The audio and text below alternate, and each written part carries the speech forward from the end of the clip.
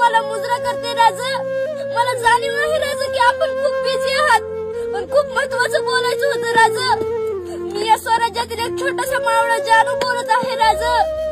राज, या देशात सगळं बेताल सुरू आहे राज, आणि महाराष्ट्राचं तर विचारूच नका। इथं 3-3 वर्षाच्या मुलीवर अन्याय अत्याचार होत आहेत राज। मेडिकल कॉलेज मध्ये डॉक्टरीचं शिक्षण घेणाऱ्या मुलीवर सुद्धा निर्गुण अत्याचार होत आहेत राज। नेते मंडळी मात्र लाल दिव्याच्या गाडीमध्ये बसून नुसतं इकडून तिकडे फिरतायत राज। शेतकरी तर हवालदिल झालाय राज।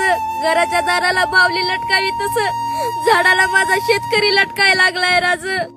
70 वर्षाचा बाप 30-35 वर्षाच्या मुलाच्या चितेला आग लावतोय राज। राजा, तुम्ही जास्त दिवस जगला नाही तो। 32 वर्षात कधी कोणापुढे झुकला नाही। सत्तेसाठी खुर्चीसाठी हार पत्करली नाही तुम्ही राजा कधी। न कधी लाचारी ऐकली नाही, न कधी स्वाभिमान गमावला नाही राजा, न कधी जनतेशी बैमान झाला नाहीत राजा। अहो, भारतरत्न कायदेमंत्री आंबेडकर साहेब, माझा आवाज येतोय का? अहो, तुम्ही रात्रंदिवस मेहनत करून लिहिलेल्या संविधानाची प्रत जाळली जाते।